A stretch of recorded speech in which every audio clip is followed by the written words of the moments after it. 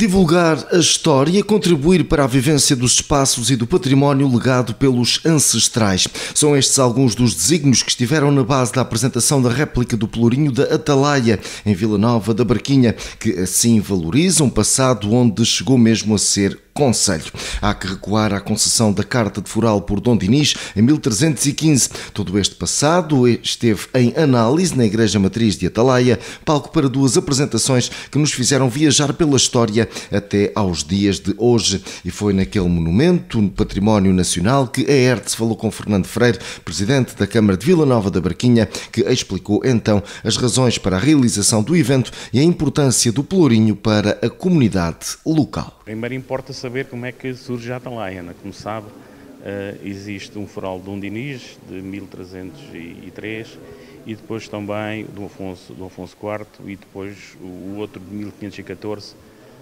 do Manuel. Isso tem a dizer que, ou seja, as terras que tinham foral eram terras que tinham o seu município, tinham a sua jurisdição. O rei dava-lhes uma carta de privilégios e também uma carta de deveres, porque havia sempre a contrapartida entre o deve e haver, para a receita da coroa, objetivamente. E o Pelourinho era, de facto, o símbolo da autonomia municipal.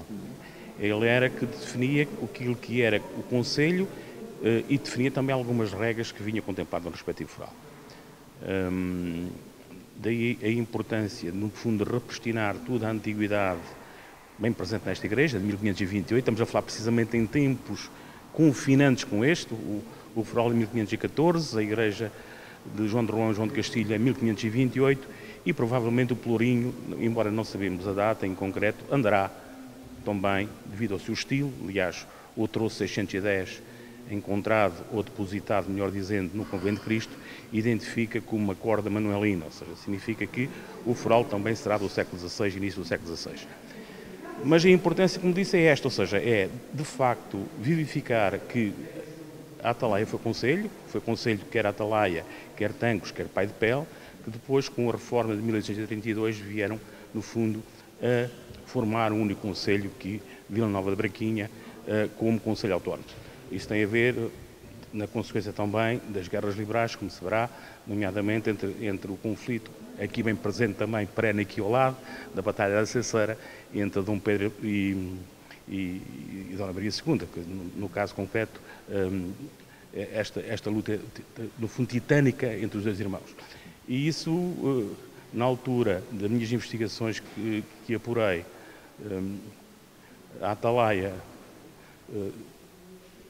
correu, ou seja, no fundo, apoiou-se na corrente absolutista e todas as agentes também ligadas ao comércio, nomeadamente na futura Vila Nova da Barquinha, apoiaram a Casa Liberal.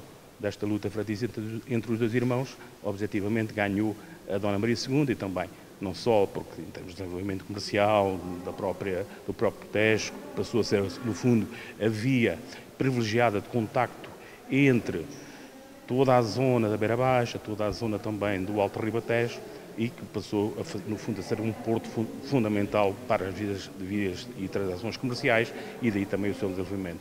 Mas o que está aqui importante, como digo, é, no fundo, vivificar e passar para a memória que a Atalaia foi um concelho que teve autonomia local e, de facto, deve ser dos poucos sítios que eu conheço com tantos forais, nomeadamente com a Carta de Privilégio, é isso que o professor Adriano Milho nos vai falar, com Carta de Privilégios bastantes, o que significa da importância estratégica neste território, nomeadamente entre a Quinta da Cardiga e o Convento de Cristo, também que já vinha do tempo, nomeadamente, da Estrada Romana, ou seja, a Estrada Romana passava precisamente, ligava Calabres a Célano, ligava Santarém a Tomar.